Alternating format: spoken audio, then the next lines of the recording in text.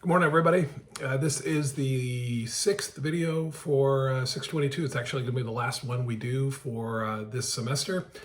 We're getting into a busy week, and as I mentioned in one of the emails, there is a lot going on this week with a couple of papers due next Friday and Saturday, as well as the assignment for Monday as per usual, and then there's a discussion mixed in there as well.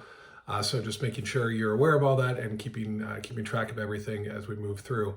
What I want to talk today about just quickly is really around the two discussions. The first around faith formation, and then the last around analyzing student development theory.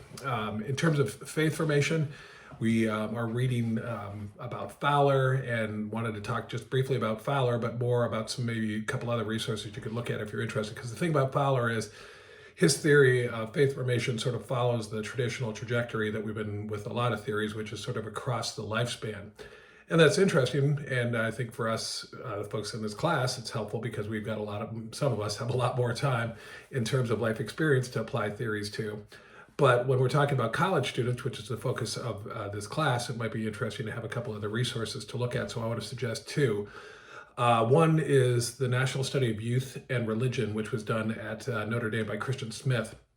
It was a 15-year study I believe it started in 2001 and wrapped in 2016, or it might have been 2003 and wrapped in 2018. I can't really remember off the top of my head, but it's a really interesting study looking at faith formation of the traditional age college student, 18 to 25-year-olds, is really what Christian Smith and his colleagues were looking at. A lot of other people looked at that study and took it in a couple of different interesting directions. And the description of what faith looks like for what they would consider sort of the traditional evangelical young Christian today is really, really interesting. And so that's just one of the studies, a pretty big study you could look at. Another one is from Canada, from the Evangelical Fellowship of Canada. And it's a study called Renegotiating Faith, and it talks about same kind of thing, the faith formation of young people 18 to 25 years old. And I think one of the interesting things there is it connects with Erickson's theory. And when you look back at Erickson, there was this conversation around differentiation from family of origin, and that's what's really important to becoming a full adult.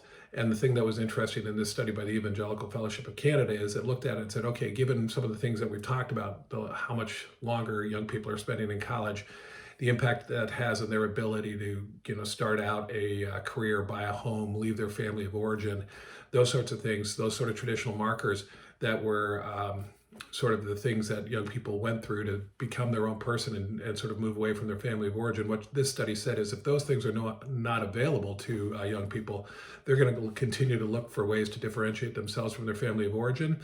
And one of the ways that is available to them is in terms of faith.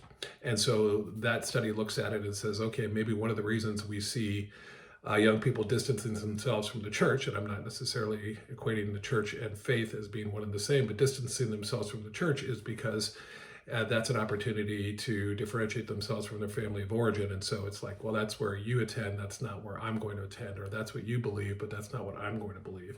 And so really interesting. And that's, like I said, the Evangelical Fellowship of Canada, Renegotiating Faith, and you can Google either of those and find more information. The last thing is about the discussion on analyzing student development theory. And I just want to point out just a couple of things. One is, obviously, and we've talked about this a little bit too, some of the theories that we've looked at in this course were developed in the 60s. And so a pretty easy critique might be like, well, they're old. Well, that is an easy critique, but that's not necessarily a complete critique. So to be thinking about it is like, okay, well, what impact does the age of the theory have on the model? And so, for example, you could say, well, these studies are about 40 and 50 years old. A lot of things have changed. So, one of the things you could consider is technology. How has technology impacted how people develop in terms of their moral and ethical selves? And what does it look like? What impact does technology have in that process? What impact has that technology had on how young people create community? And how does that impact how they see themselves? And how does those things fold into it? You can look at, what are some of the changes I just mentioned in connections to family of origin, and what impact might that have on some of the theories that might look a little bit different. People tend to be connected to their families of origin longer today than they were 40 or 50 years ago, and so that might have an impact on the theory. There could be, you could look at theories and say, well, those were written at a certain time, but there's been changes as who is going to college. So, half-time students, adult learners, graduate students. You could look at it and say, well, their population of students they used for their studies were predominantly white middle-class students, and now there's far more students of color, international students. And so maybe that is an issue or a point.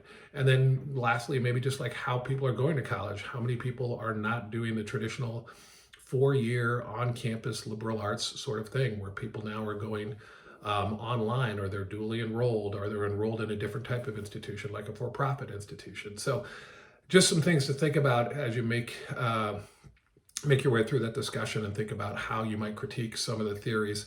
I just offer those as suggestions. I'm sure there's others that you can come up with. So that's it. That's the last video for the course. Next week, as I said, is going to be a busy week for everybody, from myself included. So I'd ask you to take a look at the course syllabus, look at the schedule for the week, and as always, reach out if you have any questions. Thanks so much, and I hope you have a blessed Easter.